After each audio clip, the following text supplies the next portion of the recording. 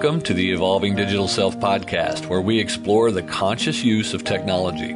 Listen in to hear thought leaders and other guests discuss the human relationship with technology and learning to thrive in the digital era.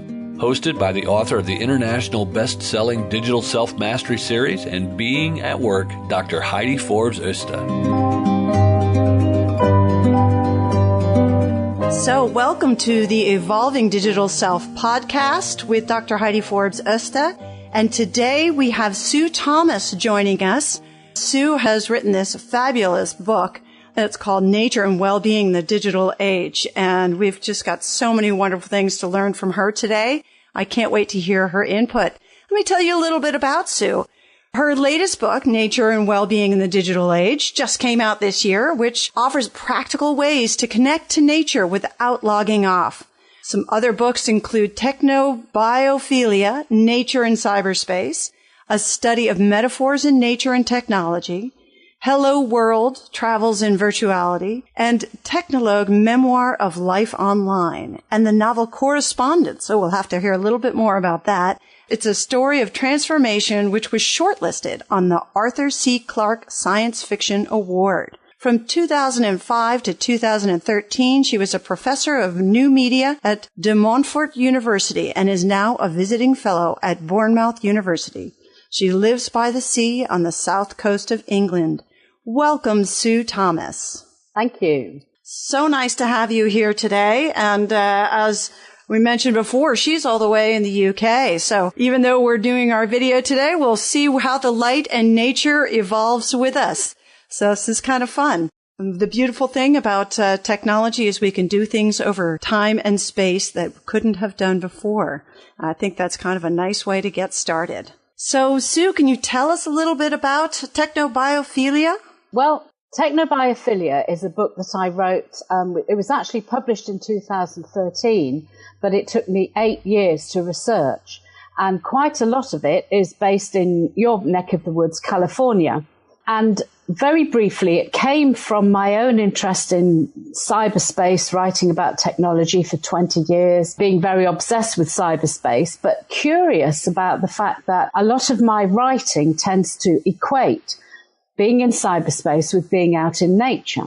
And that's what I wrote about in Hello World. And I started to wonder, am I the only person who feels this? And I started looking at metaphors of nature as we use them in cyberspace, like surfing, the cloud, streams, etc., etc. And so I started researching that. And it took me 8 years and a lot of interviewing, particularly in California, with the early people from cyberspace and the internet, to figure out that what was really going on here was our desire to be close to nature, even when we're online.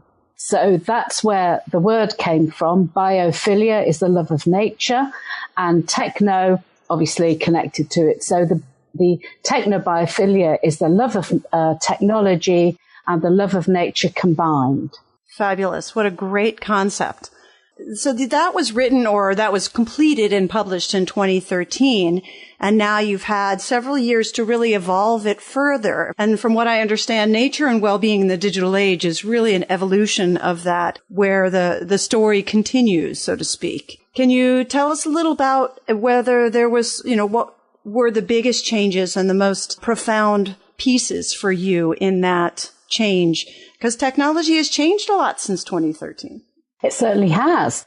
And it's changed a lot since the internet itself was born in 1969. Absolutely. So when I began the book, it was very much a technobiophilia. This is the one I mean. It was very academic, very detailed. A lot of research went into it. And so in some ways, it was quite a complicated read. By the time I got to the end of it and I realized this connection with biophilia, I realized that it had taken me in an unexpected direction. And that proved to be one I hadn't anticipated, which is about how connecting with nature makes us feel good and how it's something that we do on our computers, on our phones, without even thinking about it. So a typical example would be, often when I give talks about this, I ask people in the audience how many of them have some kind of a nature image on their wallpaper or their screensaver. And usually over 50% of people have that. Wow, that's quite high. Yeah, it would be interesting for your listeners to think about, do they have a picture of nature on their laptop or their phone? So it kind of evolved my own understanding of my relationship with technology and nature and everybody else's, so that by the end of the book, I'd come up with some notions about how we could make that work for us in a conscious way. And then it took me those few years to think about, well, how can I do this in a more simplified, straightforward, small book with practical exercises to actually help us develop that and to, if you like, what I call feel better without logging off. So that's where Nature and Wellbeing in the digital age came from. Nice. Do you have, this is such a new space that I'm sure there's not a whole lot of data. And I think that's one of the things that both you and I are challenged by in this space, because the data just doesn't exist yet. There's not enough studies that show sort of the real measurable impact. And yet we all feel it. You think about all of these memes and things with animals and other things that make us all feel better and make us feel calm when things are chaos. As you were speaking, I was remembering after our crazy election recently, I posted a picture while I was walking out on the beach, clearing my head. And it was just a picture of the waves and or it was actually a video of the waves and capturing the sound of the waves. And I posted it on Instagram and just said, for your peace of mind in all of the chaos. And I got so many people shared it. Yeah. You know, it just, what you were saying just really resonated for me from that perspective. It was sort of something that I felt I needed to share. So it was sort of captured in that digital sense, but clearly other people felt that soothing effect from that same image. That's a really good example. I mean, I live very close to the coast too, and we have a pier. And on any day when it looks like there's going to be a good sunset, there are just tons of people on the pier, on the beach. They're all taking photos of the sunset. They all post it on Facebook, and we all tick like. And that really is sharing a biophilic experience, a moment of being in nature, which we share together in Facebook. So yes, what you were doing is done all over the world all the time in astounding numbers. Very heartwarming to see. Yeah, very much so. Are you aware of any kind of metrics or studies that are being used today to really understand the impact on well-being? I can tell you about one or two things that might be of interest to you. In a kind of anecdotal way, 2 or 3 years ago, I published an article in Slate about this work. And I was contacted by some researchers at Farmville, if you remember Farmville, the farming game in Facebook. Oh, yeah. And that was really fascinating because they do a lot of focus group work and so on. And they had always seen a kind of metrics that surprised them, which was people saying how much they used Farmville to relax, to de-stress at the end of a day, to feel in contact with the nature and animals and so on. And they hadn't really expected that because to them it was a game, you know, their research was about the gaming. But they had a really large number of people who used it to relax. And they contacted me and they said, can we talk? Because until we read that article, we didn't know why. So that was a very illuminating moment, but there has been some hard research. There's a Canadian researcher called Delcho Valchanoff, who quite some years ago now did an experiment in virtual reality. Now, this experiment mimicked one that had been done in, I think it was near Detroit some years previously, which was about sending students out into nature and also out into the city streets, and giving them difficult problems to solve and measuring their levels of stress, heart rate, etc., and how easily they could solve these problems. And he found that when they were walking out in nature in the park, they could solve the problems much more efficiently and their stress rates were lower. Well, Delcho Valchanoff, for his PhD, I think it was maybe in the University of Ontario, he replicated that experiment, but in virtual reality. So he had a virtual reality nature environment and a city one and a couple of others. And he found the same results, that people who'd been in virtual reality nature performed better than those who'd been in the urban environment. There's also, not quite the same, but very interesting, some work in a game called Snow World. And that's a virtual reality game that was developed for wounded soldiers who'd suffered from burns. And one of the biggest problems that they have with that is that every day they have to have their dressings changed, and it's excruciatingly painful. And it was developed, this game Snow World was developed so that they could go into virtual reality, into a cold, snowy environment and play games in there in virtual reality while their dressings were being changed.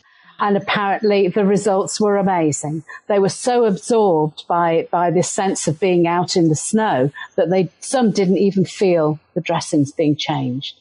Oh, what a wonderful story.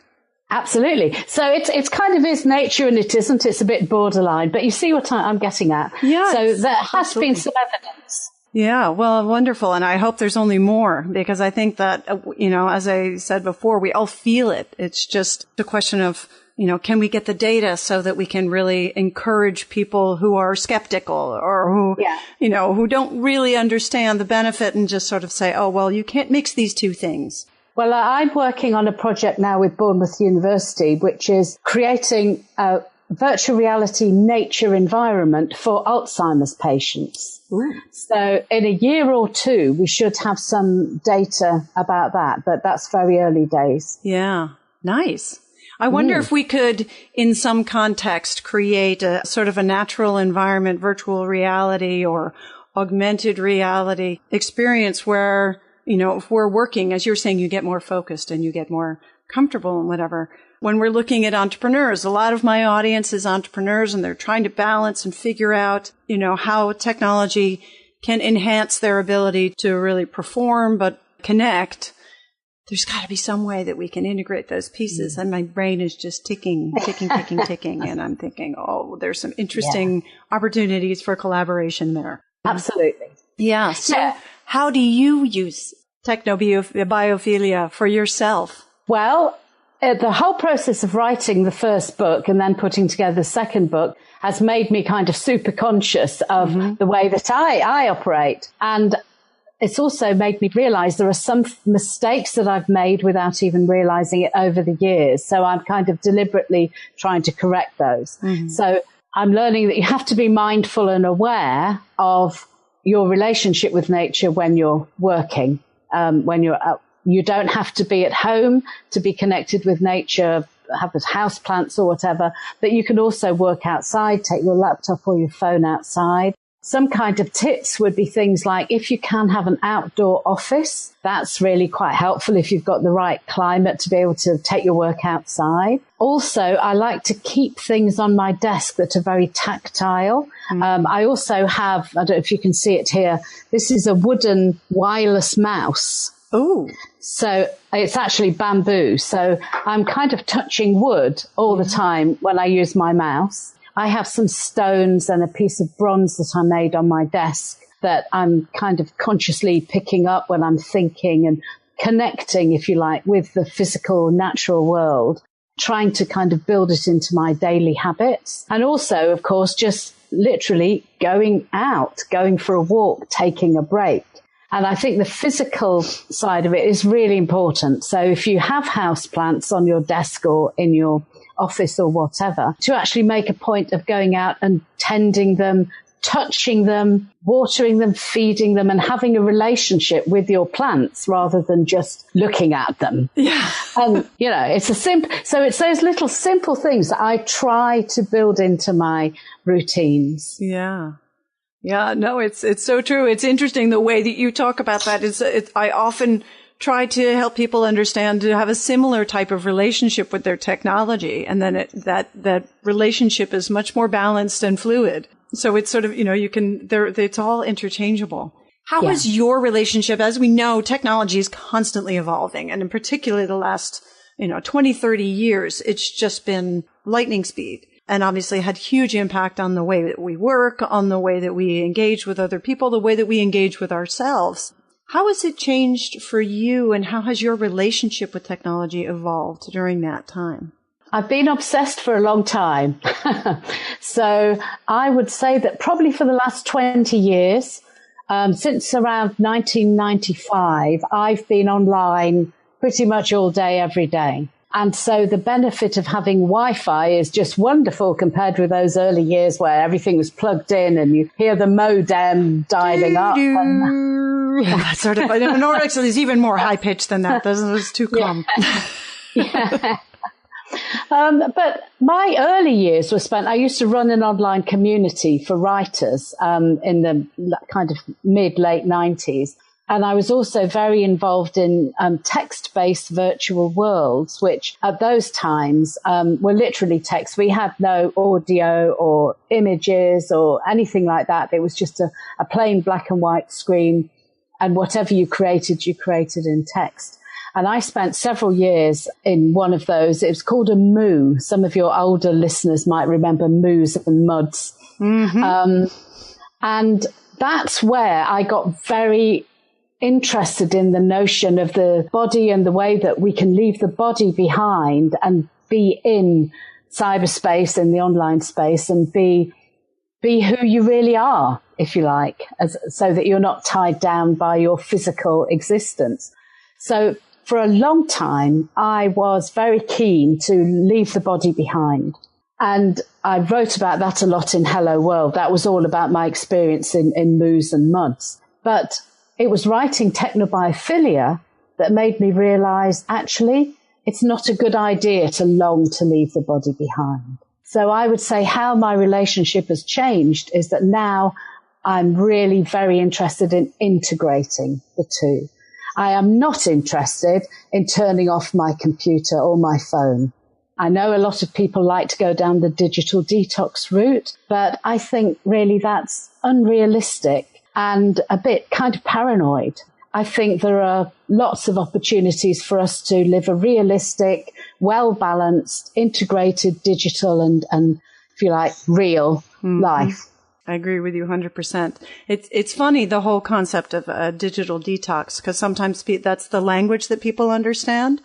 I go through a process with my clients that I refer to as the digital elimination diet rather than digital detox. But essentially, it's taking them through a process of identifying which technology works really well for them and which things are not and are sort of toxic and causing bad behaviors or disruption in their way of being.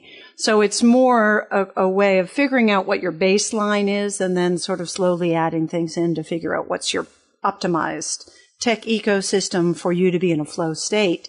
But that baseline is constantly moving because more and more of our lives are required to be, digitized, whether that's using your phone for your bus ticket or, which is no longer a phone, really. I mean, how many people actually use it for a telephone call? But your device, I should say, becomes more of your access to so many other things. Your directions to where you're going, for example. Sure. Yeah. So yeah, I think that is a challenging piece to change people's mindset of complete elimination or removal versus removing the toxic pieces that aren't working so well and maybe, are not helping. Yeah. I think it's as you say, what you're describing, I guess, is being mindful, using your technology in a conscious way. Absolutely. Yeah. And I think that kind of idea of selecting what works for you and discarding what doesn't is very sensible. I would say, however, that I think maybe one of the biggest problems I have is that in the early days, we just really had email. And if you could get online and have a chat in a moo or whatever, you were lucky. Now, people use so many different ways to communicate, and I feel like I have to use them all. And I do find that quite frustrating. Mm-hmm. So some people will only talk on Facebook and Messenger. Some people prefer WhatsApp. Some people prefer email, et cetera, And I am looking forward to when that becomes a bit more streamlined. Yeah, I think we all are. It's, I think, it's wonderful to see things evolving and becoming more sort of, aggregation of content so that we can consume it all in one place or respond to it all in one place. Same with when we talk about well-being. I did my dissertation research around wearable technologies and presence of mind in the workplace. And they're looking at the wearables, even just this was 3 years ago. At that point, there was no way to aggregate the data that was coming in. So you have all of these different apps to try to track what's going on. And a lot of them are tracking the same things. In that short period of time, now we have a lot of great aggregation tools that really help us understand what's really going on without having to take us out to many different places. Yeah. So I think we will see that, but I'm with you. I'm looking forward to getting to a place where that's a little bit easier. Yeah. In fact, you've reminded me that on my website, I've got a challenge for developers to think about what you're describing, because what I would like to see is a kind of Technobiophilia app where, when I go out for a walk, I can come back and it will tell me, how far I've walked, where I've walked, that kind of thing. But I would also like it to tell me, in your lunch break, you left your office and you walked in the park, and we can see that you did that, and your heart rate dropped when you walked in the park, nice. And to put it all together so that you have a kind of biophilia rating, which you can see going up and down according to where you are, because the app not only knows where you are on a map, but it also understands what kind of place that is. Wouldn't that be wonderful? I wonder, you should try to reach out to some of, the runner tracking apps, because they probably could layer that with a topographical map or something to get that data. Yeah, quite possibly. Yeah. But I think that would be very helpful. Yeah. Oh, that would be really cool. Yeah. And you were talking before about data. I mean, there would be a whole load of data. Oh, I mean, yeah, exactly. What a wonderful way to really capture the data. And you could have, some really fun interactive gaming components of sort of instead of catching Pokemon, see how low you can get your heart rate when you're walking through, a city park or something. Doing forest bathing. Yeah. Forest bathing. Yes. I did 2 or 3 years ago. I was invited to Rio de Janeiro to do a hackathon, and I couldn't actually go, but I sent them a challenge anyway. And one of the winning designs was really interesting. Basically, it hooked up your houseplant with your own readings. And the way it worked was that if you looked after yourself during the day and you got exercise and you were out in nature, then it would feed your plant. But if you did not look after yourself, it would not feed the plant. Oh, my goodness. Those poor plants. So, people are playing around with it. Yeah. Yeah, I think there's a lot of fun things that could be done there. That's fun. This episode of The Evolving Digital Self is sponsored by Good Idea. Good Idea is the Swedish sugar buster. It's a scientifically proven dietary supplement designed to go perfectly with any meal. The big deal is that Good Idea, the Swedish sugar buster, contains a blend of 5 amino acids and a mineral in sparkling water that helps those with normal blood sugar levels handle the sugar spike following a meal.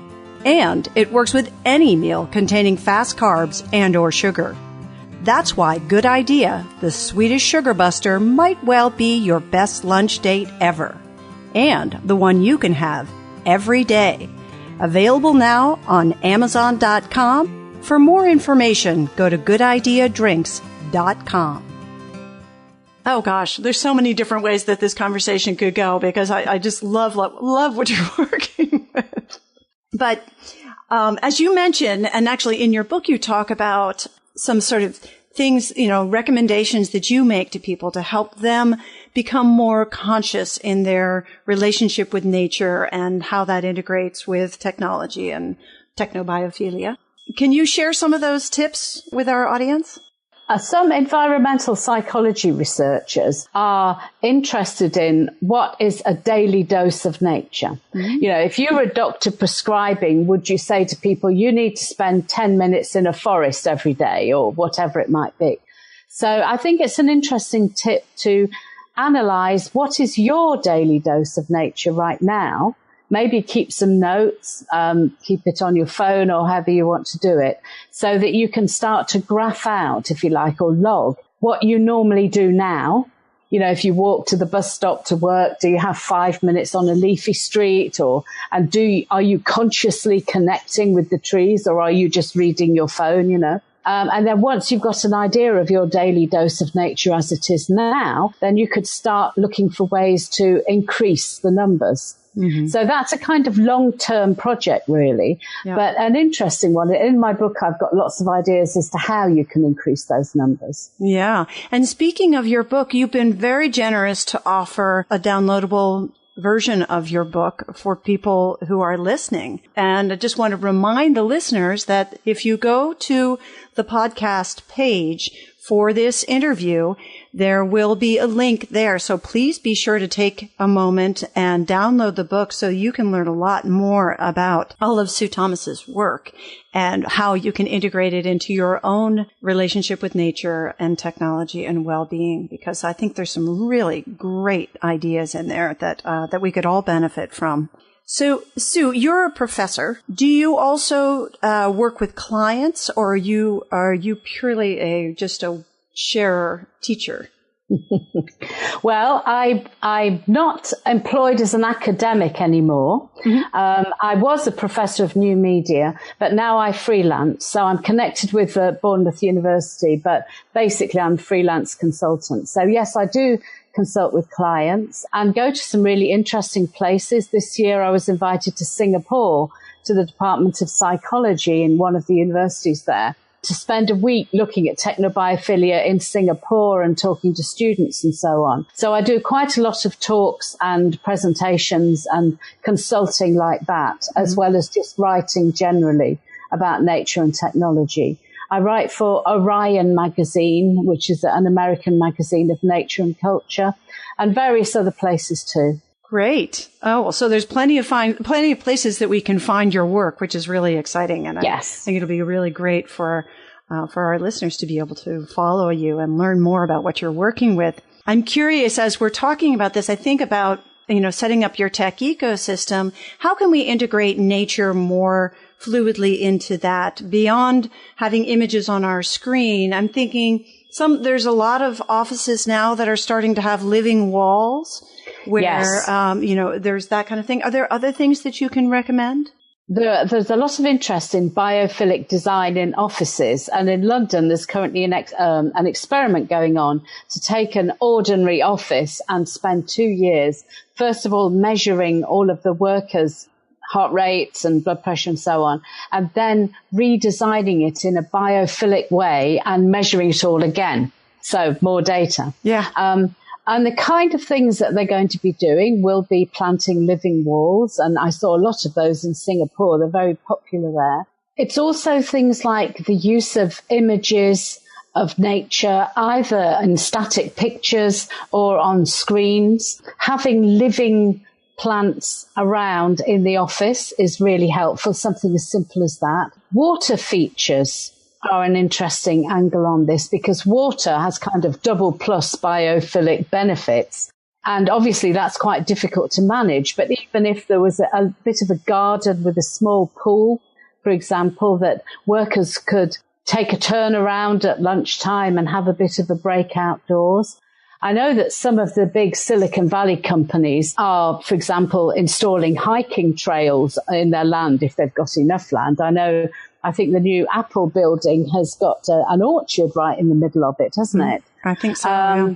And also rooms like yoga rooms and meditation rooms where people can be quiet, because silence, again, is part of this. We're looking at natural materials, stone, wood, nice fabrics, things that you can actually touch and have a physical experience with. We're looking at images of nature, but also real nature in terms of the plants, water, and any way that you can actually get some experience of touching or smelling or tasting those kinds of things in the environment. All of those will, if you like, raise the biophilic levels of the environment, whether it's an office or you're somewhere at home that you like to work. And a very simple tip, and one that took me a long time to figure out for myself, was, what can you see from your window? Some people have no window. And then there's a question of finding some kind of plant, and maybe even an artificial plant if you have to do it. But for example, from my window, I can see the sky because I'm high up in an apartment block. But I've also made sure that there's greenery on my balcony so that I can see that and touch that. And maybe you might need to move your room around a little bit so that you can see out of a window. Move your furniture, So some of those things are actually really quite simple if you just think of them. But it takes, again, that kind of consciousness of your environment to make those small changes. Yeah, oh, absolutely. I think, as you're speaking, I'm looking out my window at the Golden Gate Bridge. I'm very fortunate to have an incredible view, but there's something, I get sad when the light is too bright and I have to close my curtains. Yes. Because all of a sudden that calming sense is gone, then I feel enclosed. So there you have the Marin Headlands, which is sort of open space, and then the bridge. There's something wonderful about that view. Yeah, and all that we're water. Pretty lucky. Yeah, all that water that you've got as well. Yes, and then there's the thing about just thinking. Actually, I can raise my eyes from my screen for 2 minutes and just look and empty my mind. Yeah, and that's such a tiny, tiny thing to do, and yet so restorative. I mean, there is, I go into it in a lot of detail in Technobiophilia, less so in Nature and Wellbeing, but there's so much evidence that even that kind of slight contact with nature can really restore your energy, your concentration, your well-being in general, that it's worth giving it a try. Why not? Yeah. Oh, absolutely. Absolutely. Yeah. Now I'm going to have to go read the first book. I mean, I didn't realize until I started reading more about you. I thought, oh my goodness, I haven't had time to read the first book, and the science is there. That's going to be very exciting for me. That's science. I'm the geek, so probably less so for the people that are listening, but who knows? Maybe there's some other geeks out there that want the science too. But pretty exciting to think about the benefits that it can have for our well-being. And when we have better well-being, obviously it impacts our productivity and everything else, our ability to be happy and thrive. So that's all really great stuff. One of the things that you showed me earlier, which I got really excited about, but we were sort of in the middle of flow with something else, was you had a bamboo mouse. Yes. I love that. I love that. Underside, it's got a lovely red light. Yeah. Yeah. So it's Bluetooth, it's untethered, and it's tactile. That's just lovely. I think that's such a wonderful example of how we can bring nature into our technical environment, to our digital world, and in a non-disruptive way. It's really beautiful. Do you have any other examples like that you use that integrate that? Well, it's funny you should mention that, because I've just started making a few small videos. And the first one that I've made that I recently put online is of some of the things that I keep on my desk. And I described some shells that I brought back from the United Arab Emirates. I went to Abu Dhabi for a couple of weeks, and I picked up some shells on the beach. And I don't know how much you know about the UAE, but a lot of it is man-made, artificial. So we were staying on an artificial island in an apartment block, and this island had an artificial beach all around it, but it wasn't really artificial. I mean, it was part of the Arabian Sea, but they'd kind of created the island with a beach around it. But then shells washed up onto the beach. So they're real. Yeah. Oh yeah, jellyfish and all kinds of things. So I made this little video about these shells and how I keep them on my desk, and I can kind of move them around. So I'll send you a link to that. Please do. We'll put that in the podcast link. I think great. People will enjoy following that too. Also, I think it might be in the second one I made, is a bronze that I made at Esselen on Big Sur some years ago, which was also a very kind of intense physical engagement with creating a bronze work and then firing it on the cliffs that night, looking out over the Pacific with the roaring fires. And again, it's that connection of, I'm physically making something. This is the technology, but we're out there on the cliffs at Big Sur, and that's a pretty powerful place when it comes to connecting with nature. Yeah. Yeah. And actually, it's fortunately reconnected. I'm not sure if you heard, but that bridge collapsed. And, yes. But it's apparently repaired. I haven't been down yet, but it's good. Big Sur is now reconnected. So for those of you listening who haven't had a chance to go down there, you should definitely go connect with nature down in Big Sur. It's just a phenomenal experience. Beautiful area. Wow. There's so much richness in what you do and so much of value for people to really change that mindset around it's not an either or. And I think that's something really, really powerful that more people should take into account. We all should take into account, whether it is having the natural pieces on your desk or whether it's actually going out into nature and enjoying it. What do you find are the best things for you when you need to pull yourself back into being conscious about your relationship with nature and how you engage with it? I mean, as it happens to all of us, life happens and we get distracted and we become unconscious in the way that we move about the world. Sometimes we try to be as conscious as possible, but do you have any tricks that help pull you back into that consciousness? Well, there's a couple. The online trick that I would say is that I have a little space in Second Life. I've got a character in Second Life, and she spends her time forest bathing in a virtual forest in Second Life with a nice running river and so on. And there have been times when I've just logged into Second Life and gone and sat by my river under the trees and done some forest bathing. Wonderful.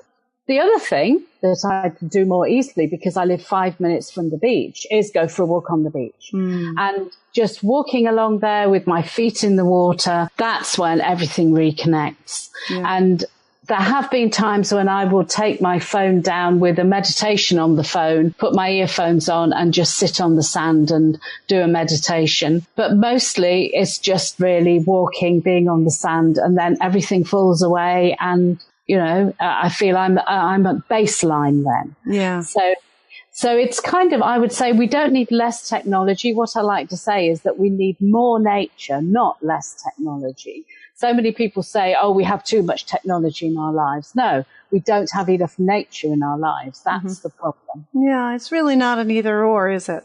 And no. There are ways to experience the nature even through the technology.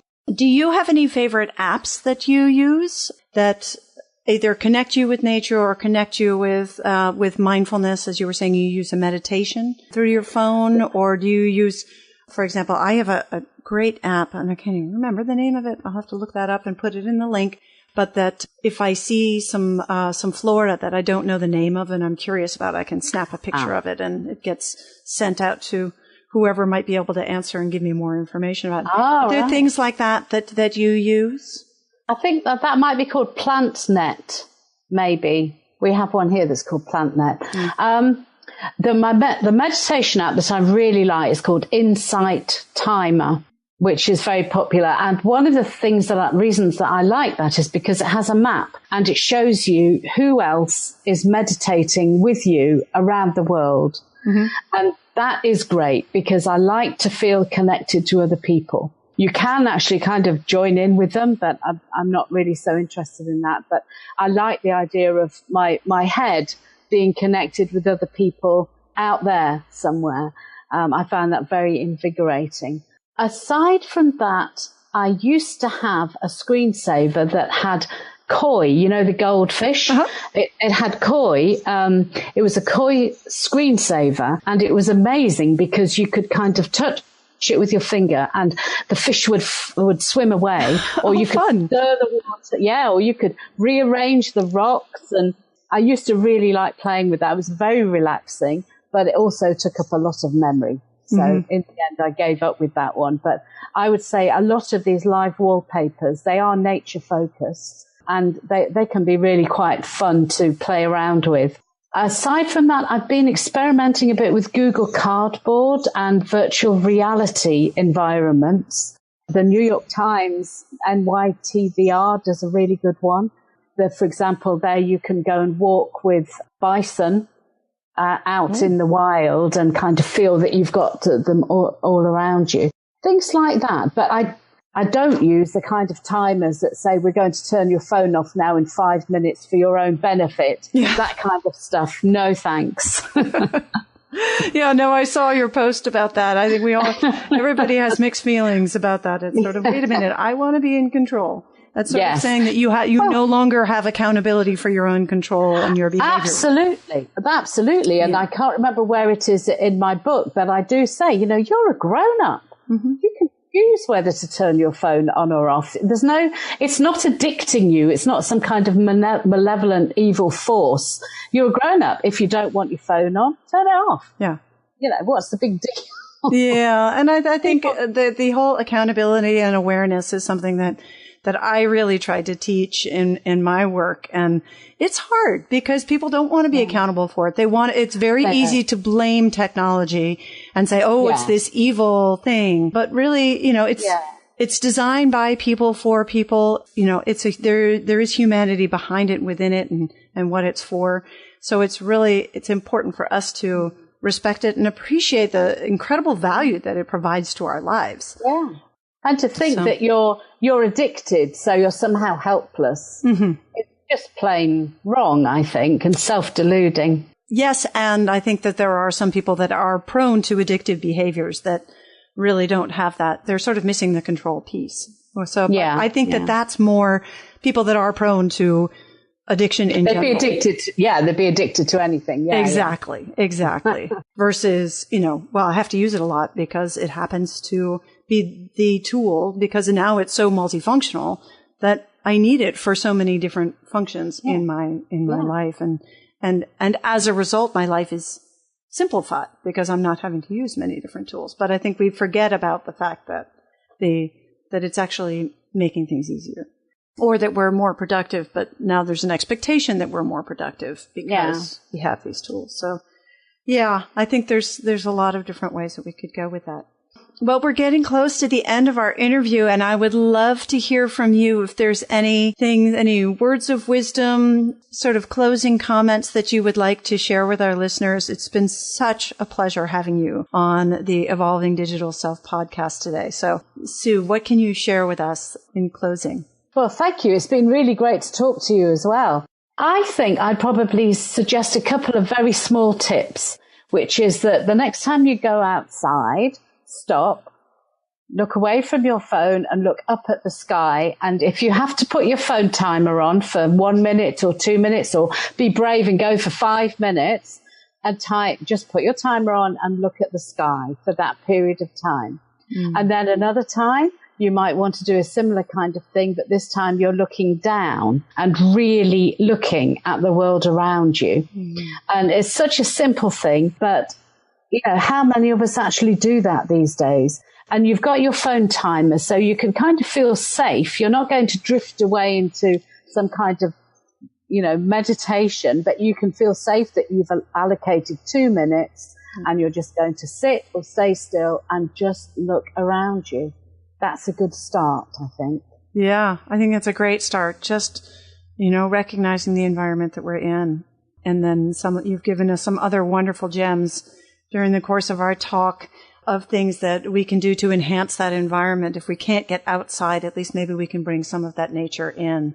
So thank you so much. It's really been a pleasure having you on today's show. And I hope, maybe we'll get you to come back, because I would love to hear more as we both evolve with where we're going. It sounds like you've got some really exciting projects coming up. And let's just stay in touch, because I think there's a lot of things that we can all learn from you, and hopefully we can share with you.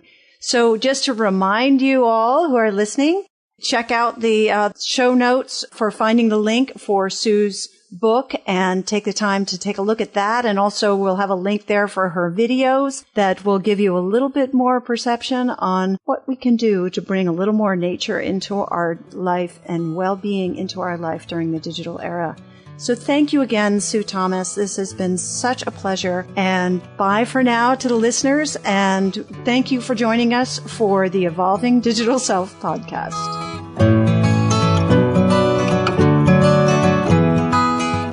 Thank you for joining us for the Evolving Digital Self. Be sure to subscribe on your favorite podcast app now so that you don't miss a single episode. While you're at it, please give us a rating and a review, and join the digital self-mastery movement to create more conscious use of technology by sharing it and telling your friends. Want to see where you fit on the digital self spectrum and how it might be impacting your business and relationships? Get your free copy of Digital Self Mastery today by clicking on the link in the show notes.